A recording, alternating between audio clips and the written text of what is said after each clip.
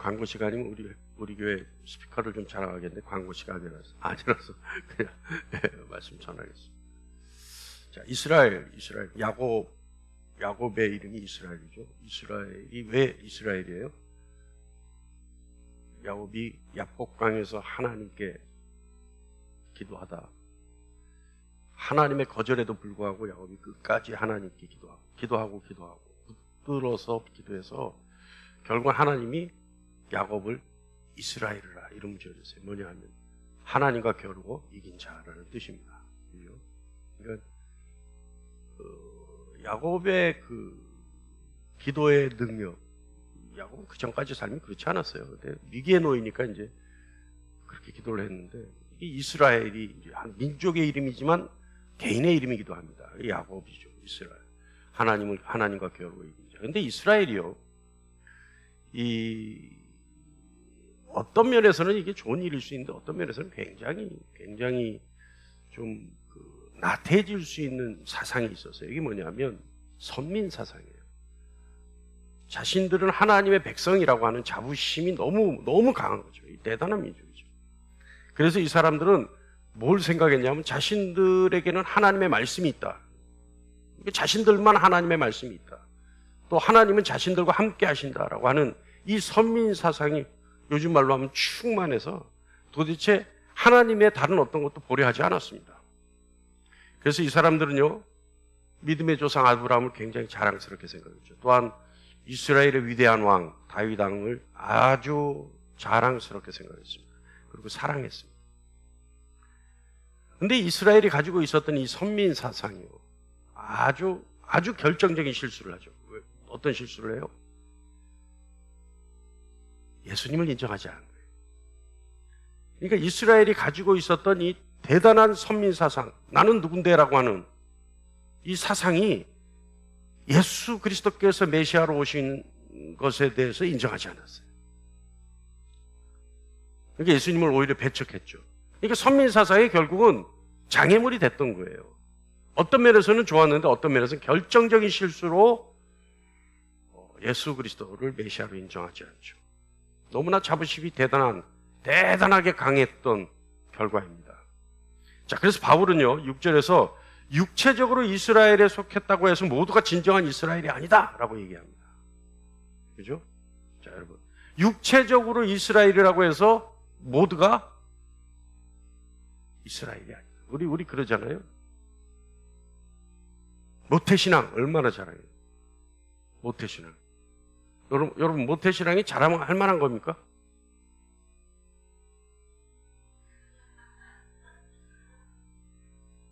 자랑할 만하죠. 전 4대도 보고 5대도 봤는데 모태신앙이라고 해서 자랑할 만하지만 구원의 확신을 가질 필요는 있습니까? 네? 모태신앙과 구원과는 전혀 상관없어요. 전혀 상관없어요. 목사 자녀라고 해서 구원 좀 더 쉽게 받습니까? 전혀 상관없어요. 전혀 상관없어요. 아무 상관없어요. 어저께 어떤 분 상담을 하는데 그러시더라고요. 자기가 성령 받은 것 같대. 성령 받은. 그래서 왜요? 그랬더니 교회를 열심히 다닌대. 또 헌금을 낸대. 또 말씀을 사모한대. 또 온 가족이 다 신앙생활을 하고 모태신앙이래. 그래서 자기는 성령 받은 것 같아. 맞아요? 틀려요? 맞아요? 틀려요? 할렐루야? 맞아요? 틀려요? 맞을 수도 있고 틀릴 수도 있죠. 오히려 그걸로 성령 받았다라고 한다면 잘못하면 성령 받는 거예요. 그러면 무슨 뜻인지 아세요? 잘못하면 성령 받는 거예요. 잘못하면. 네? 무슨 뜻인지 아세요? 그러니까 교회 가고 모태신앙인이고 온 가족이 예수를 믿고 헌금자라고 말씀 사모한다고 해서 성령 받은 증거가 아니라 이 말이에요. 성령 받은 증거는 뭐예요? 사랑과 희락과 화평과 오래 참 자비 양성 충성 온유 절제, 이 9가지 성령의 열매가 있어야 성령 받은 사람이에요. 할렐루야. 그래야 되는 거예요. 자, 교회. 근데 이 다섯, 아까 얘기했죠. 모태신앙, 교회 잘 다니고, 헌금 잘하고, 또 뭐였어요? 말씀 사모하고, 온 가족이 예수 믿고. 이거 제자훈련 잘 받아도 해요? 이런 거. 네? 제자훈련 잘 받으면 이런 거 해요? 그게 뭐예요? 결국은 종교인이지 신앙인이라고 할 수 없다 이 말이에요. 성령 열매 없으면 신앙인 아니에요. 그 사람은 종교인이지. 그러니까 제자훈련이 결국은 종교인을 만들어낼 수 있어도 신앙인은 못 만들어요. 천만의 말씀이에요. 천만의 말씀. 네? 교회? 종교인으로서 교회 열심히 나올 수 있어요. 절간에 가서 복 받으려고 하듯이 교회 와서 복 받으려고 열심히 나오는 사람이 있어요. 헌금? 근데 그래 헌금 왜 하냐 그랬더니 헌금이야말로 복의 근원이래. 천만의 말씀이지. 말만의 콩대. 그러니까 그런 거 강조하는 목사님들한테 자꾸 주워 들으니까 헌금하면 이게 무슨 복 받을 수 있는 근거가 되고 11조 잘하면 무슨 신앙조. 천만의 말씀이에요. 천만의 말씀. 우리 교회 11조 해요? 여러분 11조 하는 분 있어요 우리 교회? 다 해요? 전 그거 신경 써서 몰랐는데. 근데 여러분 11조 왜 해요? 예? 신앙 고백이에요? 그래도 교육에 제가 교육은 안 시켜도 열심히 설교했던 그 결과는 있네요. 11조 왜 해요? 내가 받은 모든 것이 하나님 것이라고 하는 신앙 고백하기 위해서 하는 거예요. 예? 그 신앙 고백 없으면 11조 말짱도로 먹이니까 집에서 살림에 보태 쓰세요. 그런 신앙 고백 없이 11조 한다면 그것이 마치 신앙의 척도를 얘기하는 것이고 그것이 마치 복의 근원을 얘기하는 것이라면 그렇게 생각하고 11조 한다면 아무 소용없는 거니까 집에 살림에 보태 쓰세요. 내 것이 다 하나님 것이라고 하는, 그래서 내가 내 것이 다 하나님 것이지만 그 11조를 통해서 내 신앙 고백을 올려드리겠습니다라고 하는 감사와 죄송함의 마음 없으면 의미 없어요. 의미 없어요. 또 헌금은 무슨 의미예요? 헌금 무슨 의미예요? 속죄의 의미예요. 속죄의 의미. 그래서 헌금은 속죄제물이에요. 속죄제물. 네? 그래서 내가 하나님께 죄송하고 죄스러운 마음으로 회개하는 마음으로 드리는 게 헌금이에요. 그런 마음 없으면 헌금 필요가 없어요. 아예 이 더운 날 수박 한 덩어리 사 먹는 게 훨씬 유익해요. 무슨 얘기인지 아세요? 그럼 또 이제 우리 재정 집사님이나 무슨 이런 분들이 그러죠. 이제 권사님이나 목사님 자꾸 그런 얘기 하니까, 우리 교회 헌금이 없다고 막. 아니, 헌금이 없으면 어때요? 또 열심히 나가서 또 벌어다가 또 하면 되지. 그런데 중요한 거는 그 중심이란 말이에요. 중심 없이 하는 거는, 그거는 애들 장난이고 하나님과 딜하는 거예요. 하나님과 거래할 일이 있습니까? 절대 그런 거 아니에요. 절대. 예? 저 지금 새길로 빠져버렸는데, 흥분해갖고 새길로 빠졌는데, 여러분, 우리는 신앙인이지 종교인이 아니잖아요. 종교인이 하는 흉내를 가지고 내가 구원받았다 성령의 사람이라고 착각하지 말라 이 말이에요. 신앙인은 믿음으로 말미암는 거예요. 믿음으로. 할렐루야. 할렐루야. 자, 바울은 이스라엘, 육체의 이스라엘이 다 이스라엘이 아니다. 자, 우리 한번 보죠. 사도행전부터 보겠습니다. 사도행전 2장 한 말씀 볼까요? 자, 제가 읽겠습니다. 여러분 잘 보세요. 그들이 이 말을 듣고 마음에 찔려. 무슨 말을 들었냐면 베드로가 전하는 복음을 들었어요. 복음을 들었어요. 근데 이 말을 듣고 마음에 찔렸어요.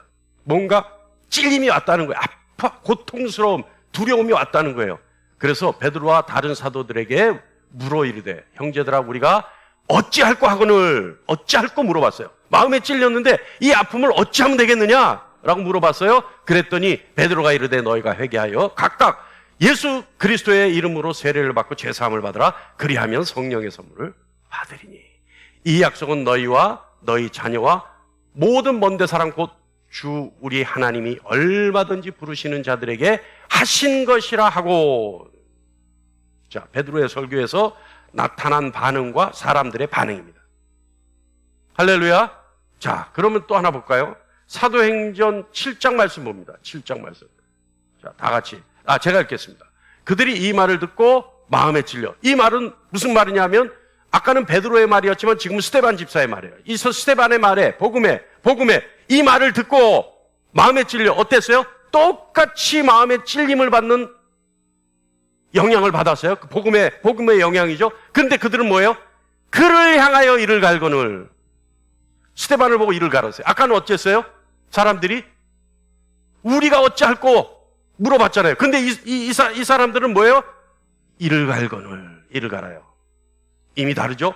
군중의 반응이 다르다는 거예요. 스데반이 성령 충만하여 하늘 우러러 주목하여 하나님의 영광과 및 예수께서 하나님 우편에 서신 것을 보고 말하되 보라 하늘이 열리고 인자가 누구냐면 예수 그리스도입니다. 하나님 우편에 서신 것을 보노라 한데 그들이 큰 소리를 지르며 길을 막고 일제히 그에게 달려들어 성 밖에서 내치고 돌로 칠세 증인들이 옷을 벗어 사울이라고 하는 청년의 발 앞에 두니라. 사울이 바울의 헬라어 발음입니다. 바울의 히브리어 발음이 사울입니다. 그들이 돌로 스데반을 치니 스데반이 부르짖어 이르되 주 예수여 내 영혼을 받으시옵소서 하고 무릎을 꿇고 크게 불러 이르되 주여 이 죄를 그들에게 돌리지 마옵소서 이 말을 하고 자니라. 여러분 보세요. 똑같은 이스라엘 군중이에요. 똑같은 이스라엘이에요. 육신의 이스라엘이에요. 그런데 한 무리는 베드로의 설교를 듣고 어떻게 했어요? 베드로의 복음을 듣고 마음이 찔려 우리가 어찌할꼬 통안의 마음을 가졌어요. 그런데 한 무리는 스데반의 설교를 듣고 복음을 듣고 마음이 찔렸는데 어때요? 이를 갈아요. 네. 베드로는 뭐 예수님 제자니까 직접 배운 제자니까 설교를 좀 더 잘했고 스데반은 한 다리 건너니까 설교가 좀 부족해서 그랬을까요? 안 그래요. 마음에 찔렸잖아요. 다 마음에 찔렸잖아요. 찔리면 똑같은 자극을 받았다는 얘기예요. 근데 한 무리는 우리가 어찌할꼬 한 무리는 이를 갈거나. 이미 여기서 뭐예요? 육신의 이스라엘이 이스라엘이 아닌 거예요. 한 무리는 육신의 이스라엘 구원받은 자들이 되는데 한 무리는 육신의 이스라엘임에도 불구하고 예수 그리스도를 배척하는 무리가 돼요. 근데 공교롭게도요, 여기 이 자리에 바울이 있었어요. 아까 얘기했죠. 사울이라고 하는 거는 바울의 히브리어 발음이 사울이고 바울은 헬라어 발음이 바울입니다. 자, 그런데 바울이 여기 있었어요. 그런데 아마 이때의 경험이 바울에게 어떤 영향을 미쳤던 것 같아요. 자, 근데 바울은요, 여러분 이게 중요합니다. 이 자리에 있었던 경험을 바탕으로 하나님의 관점에서 이 사건을 생각해 봐요. 하나님의 관점에서. 여러분 신앙은 내가 가지고 있던 나의 관점에서 하나님의 관점으로 나를 바라보는 게 신앙입니다. 많은 사람들이요, 내가 가지고 있던 나의 관점에서 하나님의 관점에서 사람들을 바라보고 정죄해요. 그러니까 하나님의 관점에서 나를 바라봐야 되는 게 신앙인데 하나님의 관점에서 사람들을 봐요. 그러다 보니까 어떻게 해요? 관점은 하나님의 관점이고 사람은 제3자니까 그 사람들을 정죄하는 도구로 써요. 그 관점을. 근데 뭐라고요? 신앙은 누구를 봐요? 나를 봐요. 나를. 하나님이 주신 그 놀라운 시각에서 나를 판단해 보는 거예요. 그래서 나를 판단해서 예수 그리스도와 닮은 점이 있는지 닮지 않은 점이 있는지 찾아보고 예수 닮아가는 게 신앙이에요. 그러니까 어떤 관점을 가져야 돼요? 하나님의 관점과 그 관점을 사용해서 나를 바라보는 거예요. 이게 신앙이에요. 그런데 바울이 아마 그랬던 것 같아. 관점을 바꿔버렸어요. 이 관점을 바꾼다는 건요, 인본주의 사상에서 신본주의 사상으로 바뀌어버리는 거예요. 이게 관점을 바꾸는 거예요. 그러니까 나를 중심으로 세상을 바라보던 그 관점에서 하나님의 관점을 갖는 것, 그래서 하나님은 어떻게 생각하실까? 하나님은 어떤 분이실까? 하나님과 나와의 관계는 어떤 관계일까? 이러한 시각을 갖는 것, 신본주의로 넘어가는 것이 신앙입니다. 할렐루야. 할렐루야. 그래서 우리 교회는 성도를 정죄하는 말들이 없어. 제가 알아요. 딴 교회 가면 조금만 들어가 봐도요, 누구는 어떻고 누구는 어떻고 예? 한 주 결석하고 오면 벌집이 돼 있어. 그냥 그 사람 장로와 막 목 전사가 뭐 어쩌고저쩌고. 예? 그러잖아요. 근데 우리 교회는 그런 말이 없어요. 왜? 하나님이 주신 놀라운 관점을 뭘 봤기 때문에? 자기만 봤기 때문에. 할렐루야. 할렐루야. 예, 그런 거예요. 근데 이 바울이 하나님의 관점을 가지고 이 사건들을 본 것 같아.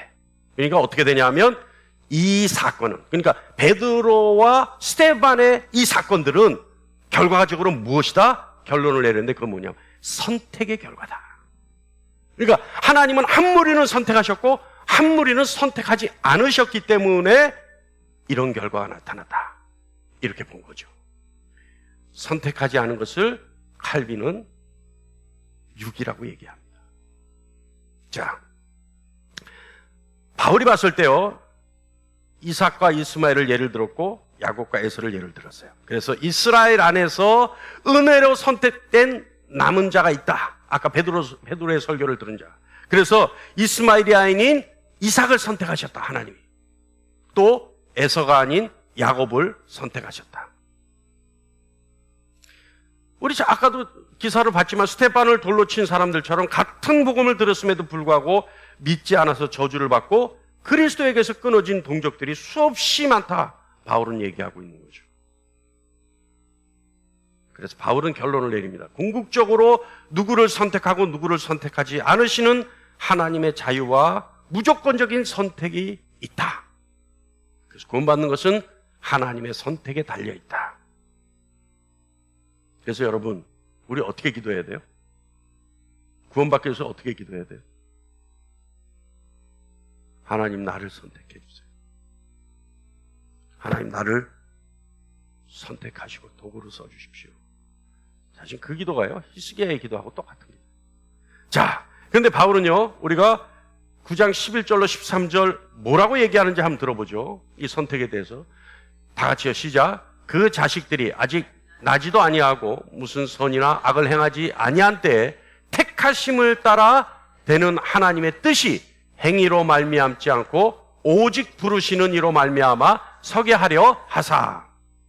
또요, 리브가에게 이르시되 큰 자가 어린 자를 섬기리라 하셨나니 기록된 바 내가 야곱을 사랑하고 에서는 미워하였다 하심과 같으니라. 이게 뭐예요? 딱 극명하게 갈라진다는 거예요. 극명하게. 하나님의 선택이. 자, 바울은요, 이 같은 하나님의 무조건적인 선택이 절대 불의가 아니라고 얘기합니다. 그러니까 하나님이 선택하셨다고 해서 불의인가요? 주로요, 하나님이 선택하셨다라고 하는 것이 절대적인 무조건적인 선택이다라고 하는 것에 대해서 불만을 품는 사람들이 어떤 사람들이냐면 나는 선택받지 못했다라고 생각하는 사람들이 그걸 가지고 불만을. 그래요, 안 그래요? 그럴 것 같아요, 안 그럴 것 같아요? 네? 내가 선택받았다고 생각하면 트집 잡겠어요, 하나님께? 아니, 아버지가 바지줄이 났다는데 아버지 왜 바지줄이 났어요? 나를 집에 들어오게 하세요. 이렇게 얘기하겠냐고. 예? 아버지가 바지 안 줄여놨으니까 집 나가서 바지 줄여놓으라고 끝까지 전화할 거 아니에요. 바지 좀 줄여놓으면 내 들어갈 거라고. 예? 근데 아버지가 바지 줄여놨다는데 트집 잡을 게 뭐 있어? 들어가면 되는 거지. 그러니까 이 불의하다라고 하는 사람들은 하나님이 이런 선택에 있어서 하나님의 주권적 의지임에도 불구하고 그것을 불의하다고 얘기하는 사람들은 주로 선택받지 못했다라고 생각하는 사람들. 스스로 그렇게 자각하고 있다는 거죠. 자, 근데 여러분, 바울은 이렇게 얘기합니다. 하나님의 무조건적인 선택이 불의가 아니다 라고 설명할 수 있는 이유가 있어요, 바울에게는. 왜 그러냐? 첫 번째는요, 하나님의 주권적 선택이라고 하는 것이 하나님의 영광이라는 거예요, 그것이. 제가 그래서 이 선택을 보면서 우리 장로교에서 사전 같은 책이 있어요. 그래서 벌코프라는 신학자가 쓴 건데 아주 정석만 그냥 있는 거예요, 우리 장로교 신학에서. 그래서 그 벌코프의 책을 또 하나님 신론에서 이제 또 찾아봤어요. 그랬더니 역시 거기서도 뭐냐면 절대적인 하나님의 주권은 하나님의 영광이라는 거예요. 요즘 아이고 정치 너무, 전 설교 시간에 정치 얘기하기 정말 싫은데 여야가 너무 시끄럽죠. 근데 누구 손가락질해요? 예? 윤석열 대통령을 손가락질을 탄핵시킨다. 왜? 그 이유가 뭐예요? 지 마음대로 한다는 거예요. 지 마음대로. 지 마음대로. 지 마음대로 하니까 도대체 이게 타협이 안 되니까 저거 내려와야 된다는 거예요. 맞아요, 안 맞아요? 맞아요, 안 맞아요? 근데 대통령이 헌법으로 보장된 권한이 있어요. 그 권한 안에서 자기 마음대로 할 수 있어요, 없어요? 물론 정치적으로는 타협도 하고 뭐 딜도 하고 해야 되겠죠. 거래도 하고 해야 되겠죠. 그러나 법적으로 보면 자기 마음대로 할 수 있어요, 못해요? 예? 있어요. 아니 하다못해 대한민국 대통령 요만한 전 우주로 보면 티끌맘도 못한 나라의 대통령이 지 마음대로 할 수 있는데, 법으로 보장됐는데, 여러분, 하나님이, 세상을 만드신 하나님이 하나님 마음대로 할 수 없는 것이 있겠습니까? 자, 이 자리에서 여러분 생각해 보세요. 나는 하나님이 마음대로 하는 거 정말 티꺼워서 못 살겠다. 아니, 손 한번 들어보세요. 난 진짜 하나님이 마음대로 한다는 게 나는 도대체가 잠을 이룰 수가 없다. 열받아서. 예? 그래서 나는 할 수만 있으면 하나님 탄핵하고 싶다. 한번 손 들어보세요. 아니랍니다. 이 세상의 주인이신 분이에요, 그분은. 그러니까 그분이 마음대로 선택한다는 문제는 결국은 뭐와 직결된다? 하나님의 영광과 직결된다는 거예요. 그래서 그 일을, 그 사건을, 그 결론을 출애굽기 33장 19절 말씀으로 얘기하죠. 19절 말씀 준비됐습니까? 여호와께서 이르시되 내가 내 모든 선한 것을 내 앞으로 지나가게 하고 여호와의 이름을 내 앞에서 선포하리라. 나는 은혜 베풀 자에게 은혜를 베풀고 긍휼히 여길 자에게 긍휼을 베푸느니라. 뭐예요? 하나님의 선택이라는 거예요. 내가 하고 싶은 대로 하겠다는 거예요. 그런데 뭐예요? 왜 내가 하고 싶은 대로 해요? 내 모든 선한 것을 내 앞으로 지나가게 하고 여호와의 이름을 내 앞에서 선포하리라. 여호와의 이름이 우리 지난 시간 했죠. 여호와의 이름이 뭐라고요? 결국은 하나님의 영광 속에 있다는 거 아니에요, 이름이. 그러니까 내 앞에서 하나님의 여호와의 이름을 선포하리라는 말은 무슨 말씀이냐면 내 앞에서 내 영광을 보여주겠다 이 말이에요. 보여주겠다. 내 영광이 어떤 영광이냐? 나는 긍휼을 베풀 자에게 긍휼을 베풀고, 나는 은혜를 베풀 자에게 은혜를 베풀고 긍휼히 여길 자에게 긍휼을 베푸느니라. 이게 내 영광 속에 있다는 거예요. 이 나의 선택이, 나의 결정이 내 영광 속에 있다는 얘기입니다. 할렐루야. 그러니까요, 하나님의 이름과 성품과 영광, 이것은 결국은, 자, 이번 시간 지나면 우리 다 알고 있어야 돼요. 결국은 뭐라고요? 그것이 하나님의 영광, 하나님의 선택, 주권 안에 다 포함되어 있다. 그래서 그걸 대변하는 것이다 이 말이에요. 대변하는 것이다. 이해하십니까? 할렐루야. 네, 이거예요, 이거. 네. 바울은 출애굽기 좀 전에 우리가 읽었던 33장 말씀을 인용해서 하나님이 원하시는 자에게 긍휼을 베푸신다라고 말하죠. 이 말은 무슨 말이냐면 하나님은 자유로우시며 하나님은 그 어떤 것으로부터 자유하신 분이다. 다시 말하면 하나님 마음대로라는 얘기예요. 그러니까 세상이 어떤 이유로, 어떤 연유로 하나님께 방해를 하려 해도 하나님이 결정하신 부분에 있어서는 아무것도 방해할 수 없다는 얘기입니다. 하나 있죠. 우리의 기도. 이런 거 중요합니다. 하나님의 작정에 있어서 방해할 수 있는 딱 하나가 있어요. 뭐예요? 우리가 하나님께 드리는 기도. 그거는 하나님의 작정을 방해할 수 있어요. 왜요? 하나님의 작정을 바꿔버릴 수 있으니까. 누가 그랬어요? 히스기야가 그랬잖아요. 하나님이 작정하셨어요. 죽이기로 작정하셨어요. 넌 죽어야 되겠다. 그래서 너는 주변을 정리하라 했는데 불과 30분 만에 하나님 작정을 바꿔버렸어요. 뭐 때문에? 히스기야가 벽을 보고 눈물로 기도한 것 때문에. 할렐루야. 그러니까 여러분, 제발 바지 줄여놨다 들어오라 하기 전에 빨리 들어가서 하나님 앞에 기도하는 거예요. 기도하는 거예요. 그래서 나 같은 존재임에도 불구하고 내 기도를 들어서 하나님의 마음을 바꿔주시는 그 하나님의 은혜에 감사해서 눈물로 기도할 수 있어야 되는 거예요. 할렐루야. 하나님은 뭐예요? 하나님 대신 야훼 하나님, 스스로 계신 하나님, 은혜를 베풀 자에게 은혜를 베푸시는 작정하시는 하나님, 선택하시는 하나님. 여러분 마음속에 그 하나님이 자리 잡고 있기를 간절히 축원합니다. 또 하나가 있어요. 바울은 뭐라고 얘기하냐면 하나님의 의의 본질은, 우리 그 지난주에 한 거예요. 굉장히 중요한 얘기기 때문에 또 합니다. 바울이 또 얘기하기 때문에 또 합니다. 뭐예요? 하나님의 의의 본질은 그 영광과 이름의 가치를 드러내고 지키기 위해서 일하시는 하나님의 열심이다. 할렐루야. 그게 하나님의 의라는 거예요. 선하신 하나님이, 창조주 하나님이, 주권자 하나님이 그 이름의 영광을 위해서 하나님이 뭔지 열심히 하시는데 그것이 의예요. 그것이 의. 여러분. 그래서 지난주에 제가 그랬잖아요. 가수 나훈아 씨가, 비가 부슬부슬 오는데, 나 오늘 같은 날 곱창에다가 소주 한 잔 먹었으면 좋겠다. 주변 스태프들이 가시죠. 그래도 가면 안 되지. 왜 가시면 되죠? 왜 안 돼요? 내가 나훈아잖아. 나훈아가 길거리 포장마차에서 곱창에 소주 먹으면 뭐라 그러겠어, 사람들이.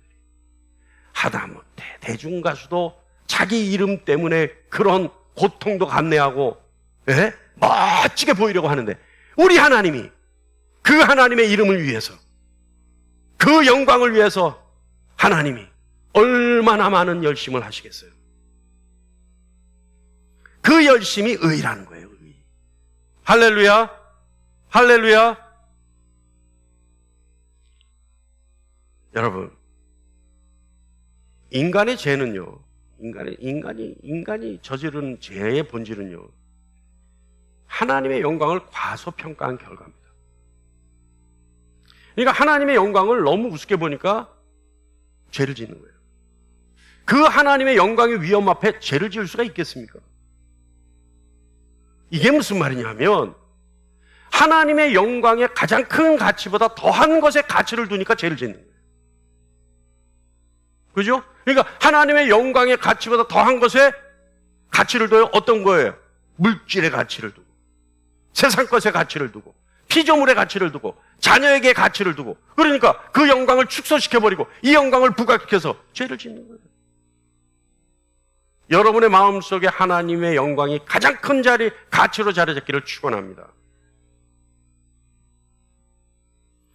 여러분, 하나님은요, 그 영광을 드러내시기 위해서, 지키기 위해서 하나님의 열심이 의입니다.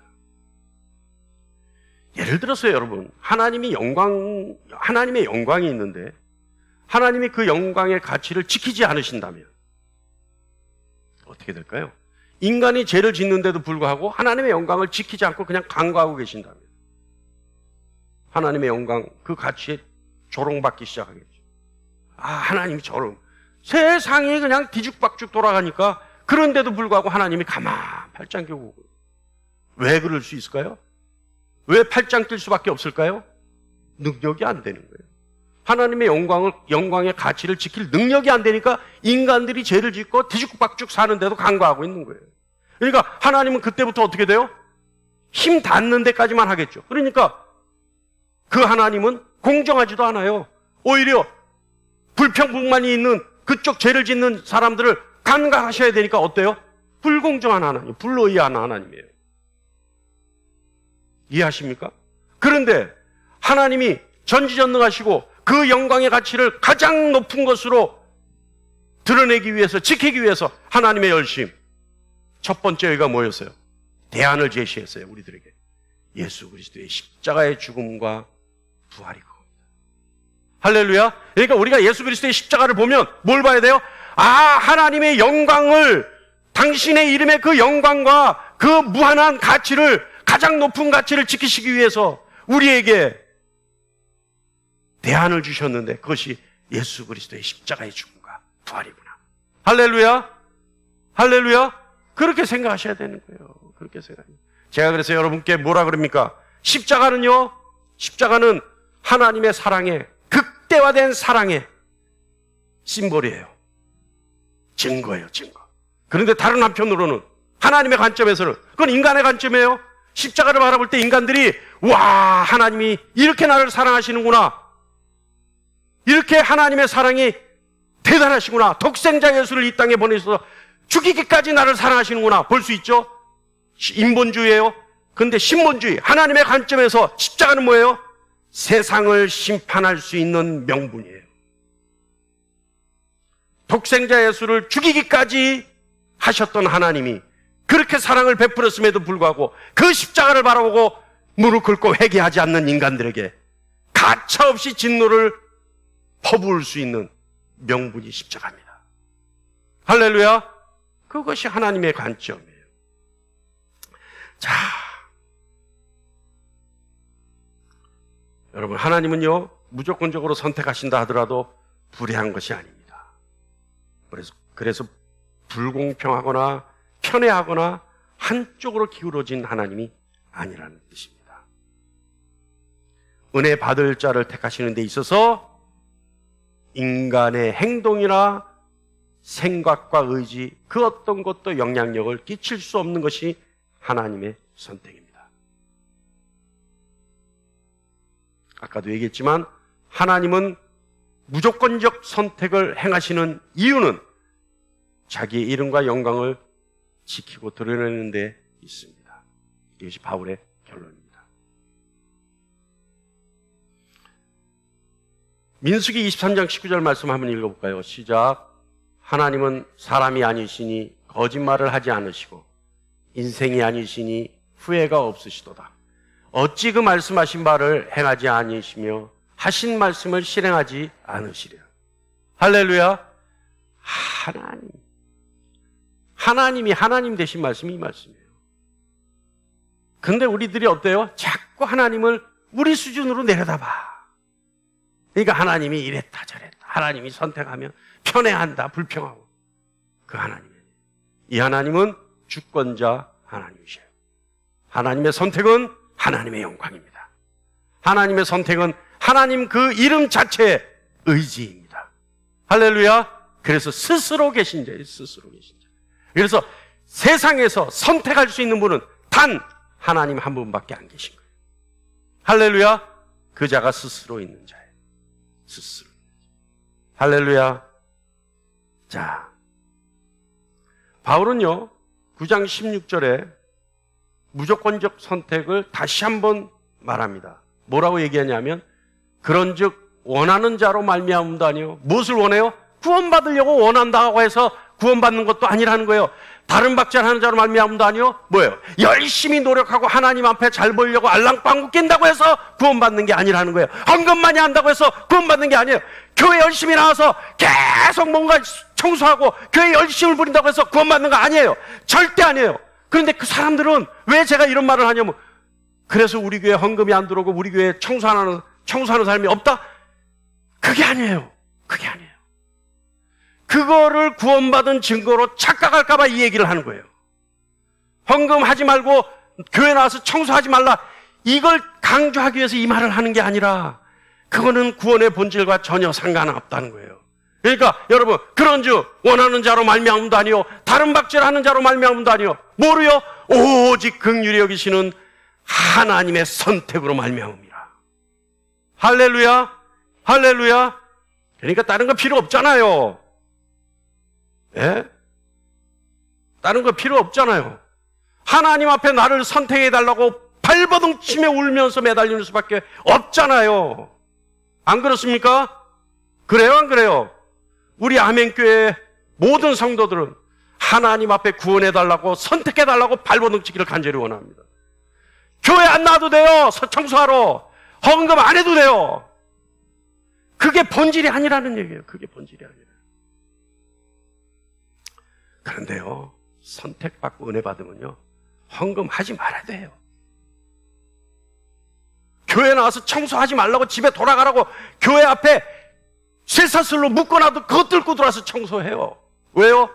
은혜 받았기 때문에. 하나님의 은혜에 감사할 줄 알기 때문에. 그러니까 이게 주객이 전도되면 안 된다 이 말입니다. 할렐루야. 할렐루야.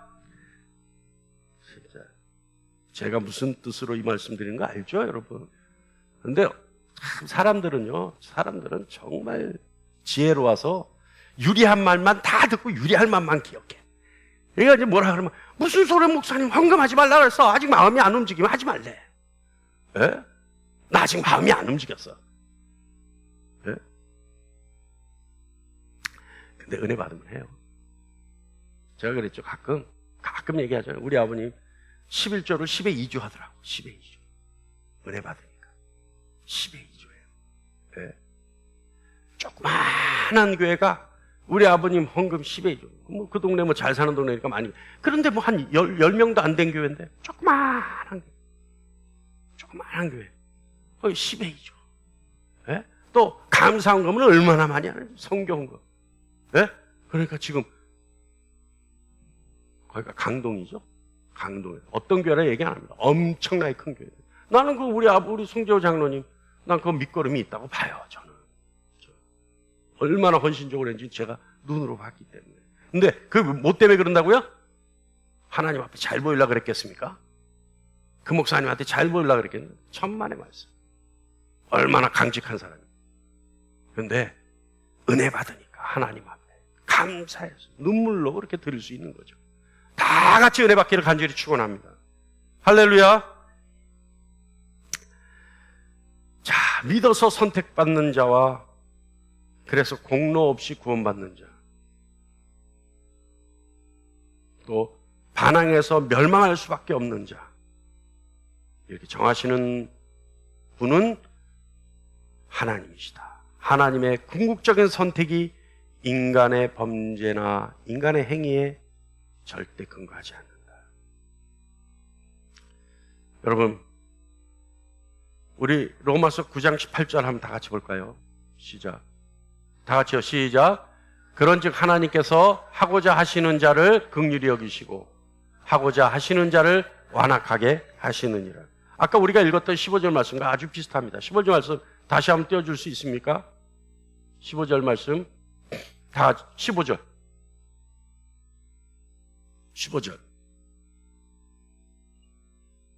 제가 순서대로 안 하면 가끔 방송실에서 헷갈려 해서. 네, 15절 말씀 다 같이요. 시작. 그것을 바라는 것이 세상에 아니 9장. 로마서 9장 천천히 찾으세요.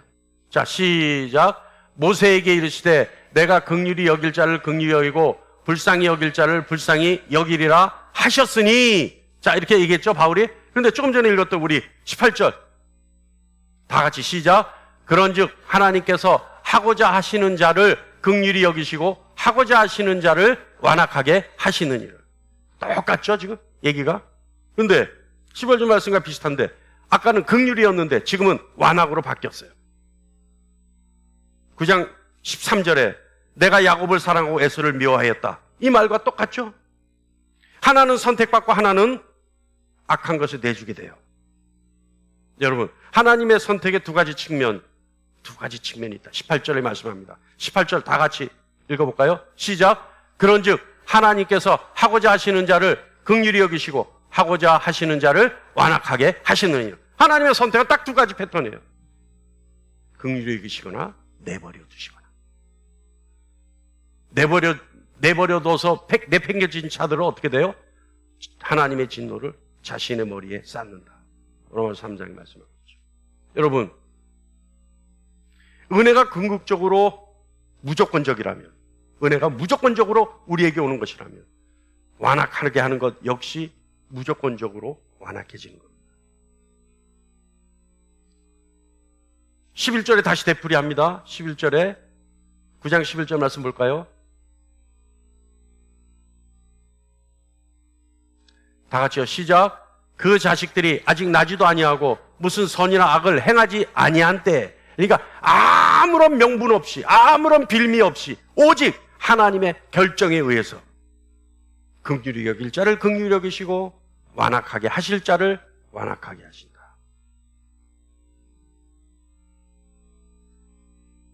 하나님은 하나님의 은혜를 받을 자와 받지 못할 자를 선택하십니다. 궁극적으로 하나님은 인간의 의지나 행위로 제약을 받아 사람을 구원하거나 정죄하지 않으십니다. 하나님은 자유하시죠. 하나님은 완전한 영광을 드러내기 위해 지혜로운 목적에 따라 움직이시는 분입니다. 여러분, 우리는 믿음으로 구원을 받으며 딱딱하고 완고한 마음 때문에 진노와 멸망을 받게 됩니다. 칭의에 대한 필요한 조건이 있죠. 뭐예요? 예수 그리스도에 대한 믿음입니다. 그리고 정죄를 위해 필요한 조건도 있죠. 바로 완고함과 불신앙입니다. 예수 그리스도를 믿으면 의롭게 되지만 예수 그리스도를 믿지 않고 거부하면 정죄를 받게 됩니다. 하나님의 의로 옷 입고 영생을 얻기 위해서 예수 그리스도와 연합하는 쪽을 선택하는 것, 이것이 실제적인 선택입니다. 무슨 말이냐 하면 내가 살기 위해 선택해야 할 가장 중요한, 인생에서 가장 필요한 실제적인 선택이라는 겁니다. 어느 누가 믿어서 구원을 받고 어느 누가 반항하다가 결국 멸망할지, 이 둘 중에 어느 쪽에 속할지는 전적으로 하나님의 결정이지만, 무조건적인 선택의 가르침이지만, 그러나 우리가 해야 될 일은 없을까요? 우리가 할 수 있는 일은 아무것도 없을까요? 우리 한번 정리해보죠. 어떻습니까? 그렇다면 내가 선택받지 못한 것 같이 느껴졌다면 내가 할 일은 아무것도 없을까요? 이게 중요한 거예요. 우리 로마서 10장 9절 말씀 읽죠. 다 같이 시작. 내가 만일 내 입으로 예수를 주로 시인하며 또 하나님께서 그를 죽인 자 가운데서 살리신 것을 내 마음에 믿으면 구원을 얻으리라. 할렐루야. 이렇게 생각하는 사람들이 있을 거예요. 하나님 마음대로 선택하는 거니까 내가 뭐 굳이 하나님 선택할 필요 있겠어?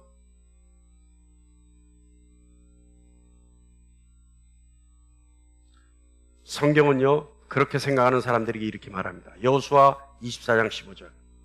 다 같이 볼까요? 시작. 너희가 섬길 자를 오늘 택하라. 아멘. 아멘. 너희가 섬길 자를 오늘 택하라. 또 이런 사람들이 있죠. 주님이 나를 붙들고 계시는데 뭐 내가 주님, 나까지 뭐 주님 붙들어서 뭔 일이 있겠어? 세 번역으로 읽을게요. 빌립보서 3장 12절 말씀 읽을게요. 다 같이 시작. 그리스도께서 나로 사로잡으셨으므로 나는 그것을 붙들려고 쫓아가고 있습니다. 어떻게 했나고요? 그리스도께서 나를 사로잡고 계시기 때문에 나도 그를 붙잡으려고 쫓아가고 있다. 할렐루야. 할렐루야. 여러분, 우리는 언제든지 하나님 앞에 스스로를 낮추고 겸손히 그리스도께로 돌아와 구원을 받아야 합니다. 저는 이 말이 참 좋아요. 혹 하나님이 마음을 바꾸실까 하여. 어때요, 여러분? 멋지잖아요, 이 말? 혹 하나님이 마음을 바꾸실까 하여. 좋지 않아요? 누가 한 얘기 같아요? 쓸데없이 여기서 또 목사님이요 이런 얘기 하지 마시고, 누가 했던 것 같아요? 비슷한 뉘앙스의 얘기를 했잖아요. 누가 했어요? 다윗이 아들 살리려고 기도할 때 그 얘기 했잖아요. 혹 하나님이 마음을 바꾸실까 하여.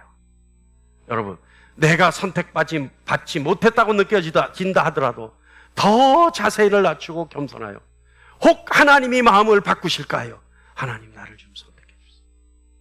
하나님 긍휼히 여기실 자를 하나님 긍휼히 여기신다 하셨으니 나를 좀 긍휼히 여겨주십시오. 할렐루야. 여러분, 하나님의 작정이 나를 제외시켰다 하더라도, 다시 말하면 나를 유기시켰다 하더라도 이렇게까지 기도한다면 하나님 마음 안 바꾸시겠습니까? 할렐루야. 할렐루야. 그와 같은 통안의 마음을 갖기를 간절히 축원합니다. 베드로에게 했던 우리가 어찌할꼬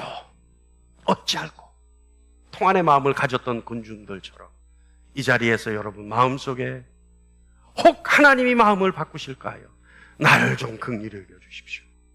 기도할 수 있는 저와 여러분 되기를 간절히 축원합니다. 또 하나 있어요.